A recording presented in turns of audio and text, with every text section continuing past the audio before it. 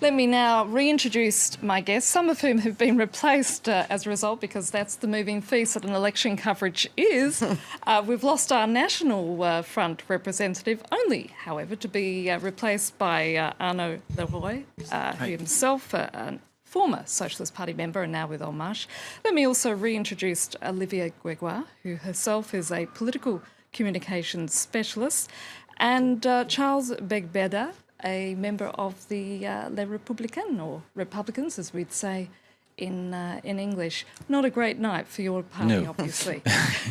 Thank you for having me. And we've also got with us Philip Turl, our politics editor from our sister radio network, RFI. Hello, Annette. Hi, Philip. Now, I'm going to start with you, Philip, because while there was been a lot of speculation as to who would make it through to this second round, this combination had been touted for a while, hadn't it? However, it's going to be an absolute ferocious battle to the very end, isn't it? Those next 2 weeks, what are those two candidates going to do in order to get the country to vote for them? All right, well, first of all, let's go back to the what you were first mentioning, which is like the four candidates. We've all been in the States. I mean, even the people from the parties themselves, I think, of tense suspense and tension, I think, over the last few weeks, because no one knew who was going to win. No one knew who was going to come first or second or third or fourth. And all four of them were saying, it's going to be me. Don't worry about the other three. I'll be first. I'll get through to the second round. So now we actually know that it is Marine Le Pen and Emmanuel Macron. The hard fight starts. And this is going to be 2 weeks of, I think, a very ruthless battle between the two of them. And you've already seen, as far as Emmanuel Macron is concerned, those on the right are saying he's far too much of a socialist. He's the incarnation of François Hollande. We're just going to have 5 more years. What we've had with François Hollande, it'll be total chaos for France. And then those on the left are saying, oh, we don't want to vote for Emmanuel Macron because he's far too right-wing. He's taking in people from the right. He's not a real socialist. He's not a real man on the left. So everyone's using Emmanuel Macron as a sort of scapegoat for the person not to vote for. He's got through to the second round. As far as Marine Le Pen is concerned, she, I think, will have a harder fight than Emmanuel Macron because for two reasons. A, we've seen already that people from the Républicains and from the Socialist Party have already thrown their weight behind Emmanuel Macron. No one has said so far, I'm going to vote for Marine Le Pen in the second round, or I want my supporters to vote for Marine Le Pen in the second round. So she has a problem with forging an alliance with other political movements. And the second thing is the National Front has always had this glass ceiling that it's always found it extremely difficult to overcome. They get to a certain point in the voting percentage, and they can't get any higher than that. And this is something that Marine Le Pen is going to face over the next 2 weeks.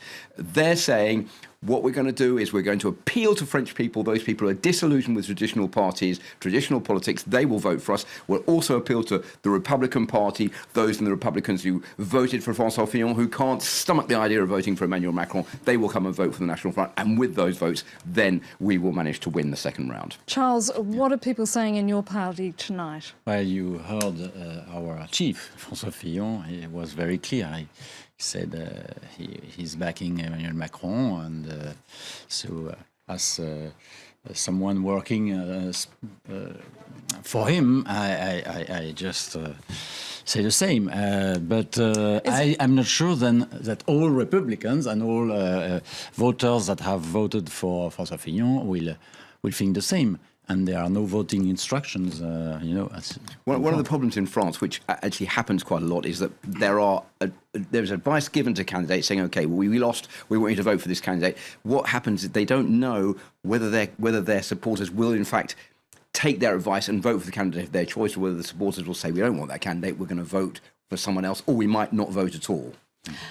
Arnaud, as we've just been saying, it's a difficult 2 weeks ahead for Emmanuel Macron. I mean, this is it. His moment has come. He's going to have to convince the electorate that despite his relative inexperience, he was never voted into office, that he's the man for the job. How is he going to do it?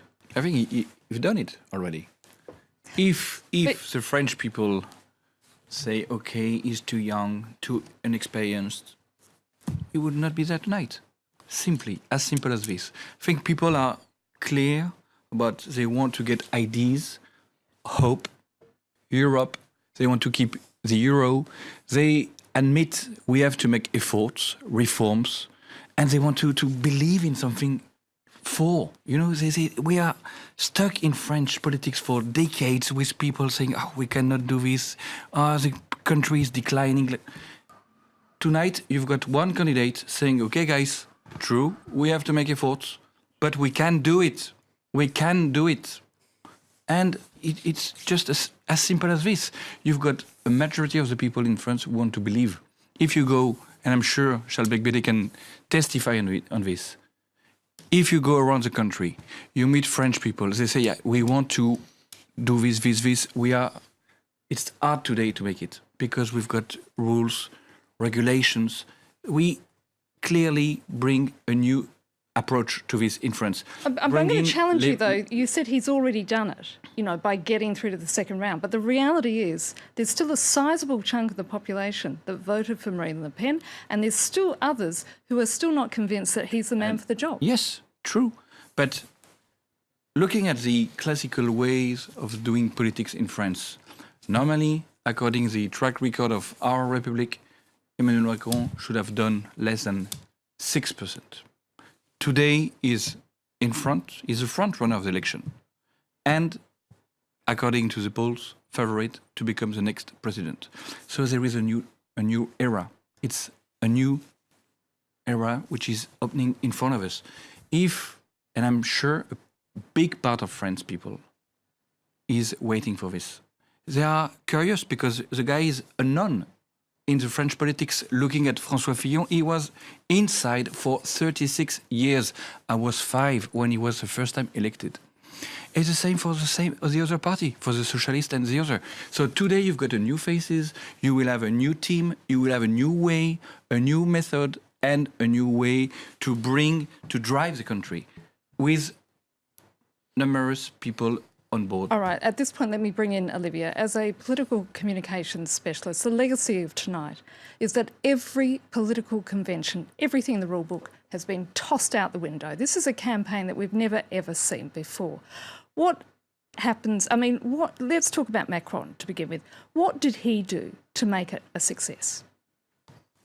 I don't know. And the fact is that I won't answer this question because I think there is something, as you've just said, which is quite irrational. I think that people were waiting for candidates that that would be able to shake the system. It was definitely an election against the system. And the result is that we still have two main candidates who are the main against the system.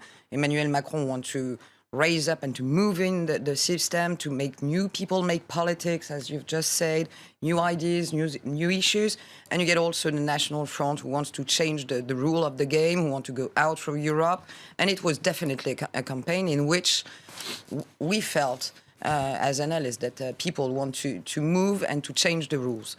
At the end, it's the victory for the main candidate, which are against the system. The one who is missing now is obviously Jean-Luc Mélenchon, who was made also on the communication point a good campaign. But it's always important to remember that communication, and above all political communication, it's not magic. You know, it's just something with a real method, with a planification. Even the communication of Jean-Luc Mélenchon was very good, and it was quite perfect, above all on the social networks, etc. Very modern, very interesting for the young people, etc. It doesn't goes like this today at the end for the result, because communication is not really politics. It's part of the politics, but it's not the programs, and it's not all the programs. I just want to add a few things, because I do not only make communication, but also politics. It's interesting to underline that we got main historical fact tonight. Your analysts just say this, but I think we can share together. But first of all, it's the first time that the two main candidates are going to go, but they will go to the second turn with some result under 25%. It's the first time. It's the first time, and we're going to see. We're going to wait a few hours. I just remind that the results are not finished, so we don't know exactly what are going to be the result for Republican.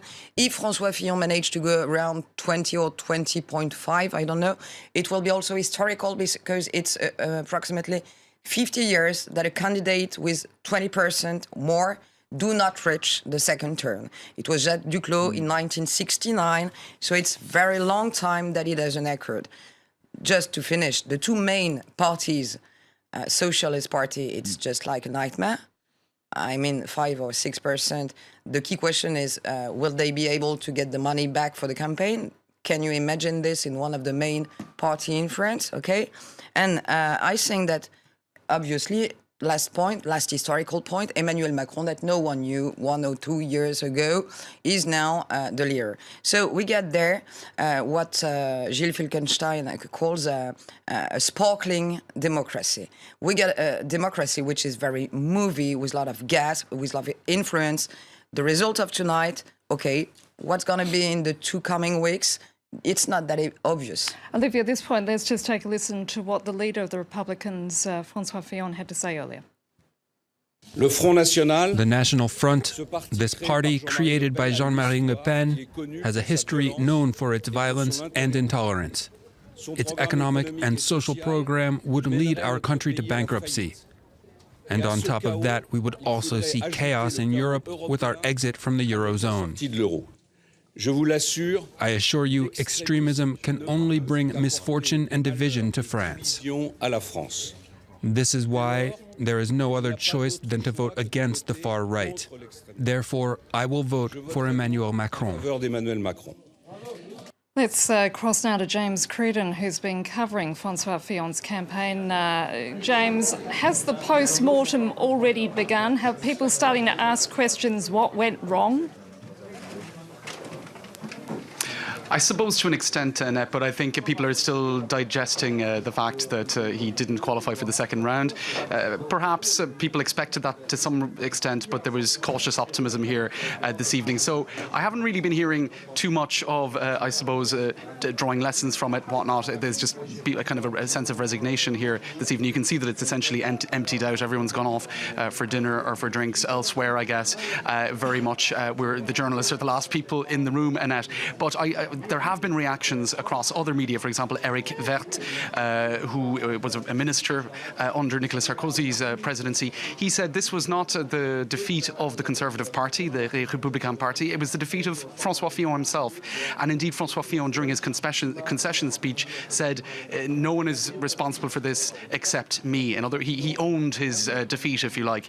I was actually standing right by Penelope Fillon, who was present when she was listening to François Fillon delivering that speech, also an air of resignation. I almost felt, though, that perhaps there was a degree of relief in François Fillon's inner circle as well, because it had been an extremely fraught campaign, Annette. I mean, on victory night, when he came out on top of the primary process, there was a huge euphoria in the Count Centre, or in the amongst the supporters. There was a real sense that he was on his way to the Élysée Palace. He had come from nowhere in the polls to get a big victory, and that many felt that momentum would carry him right through to the Élysée Palace. Then there was the Penelope Gate fake jobs scandal. A lot of people feel that it was politically motivated, at least in terms of the timing of it, but I think it certainly affected his campaign massively. While he did try to get some degree of momentum back in the final weeks, hoping that his programme would speak for itself and that the scandals would be forgotten about, or at least less important, I think certainly it weakened his ability to rally people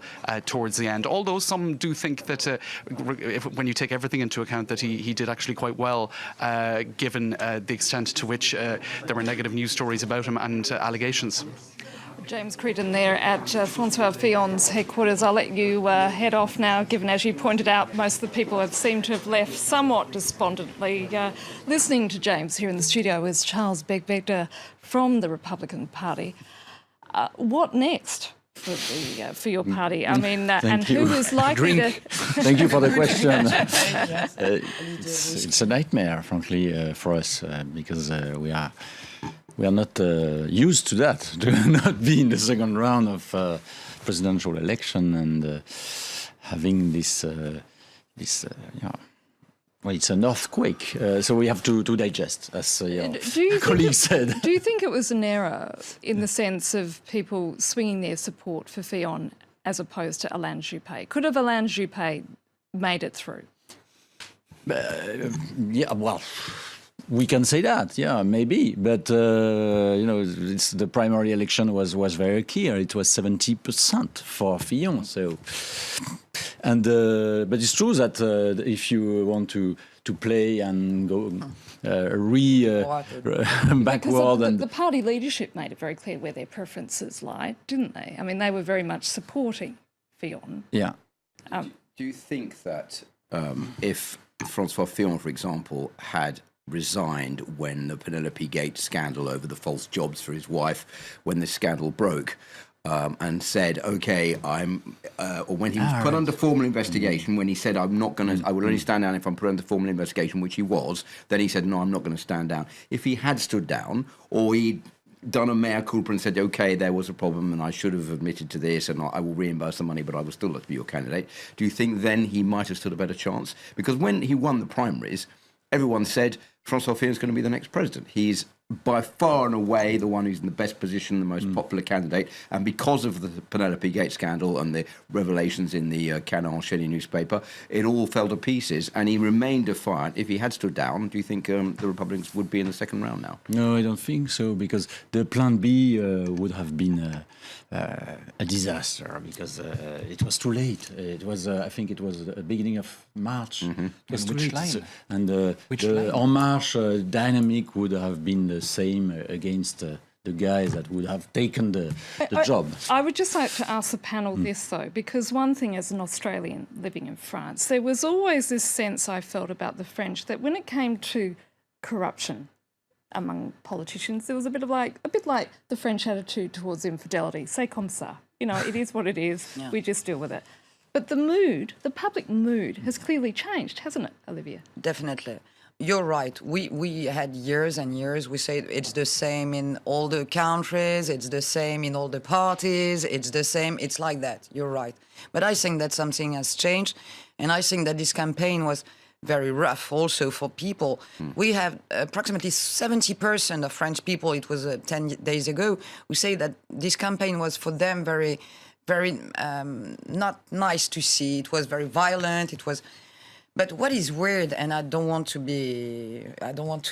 shut on the On the bashing. Yeah, sorry, I don't want to do this. But what is He's very had weird? a rough night already. Yeah, and it's not. I'm not used to do that thing. So, what is weird is that if you look at the studies, in reality, the most difficult for the Republican is that it shouldn't have been lost by Les Républicains, because France and opinion today was clearly open for right-wing issues and proposition.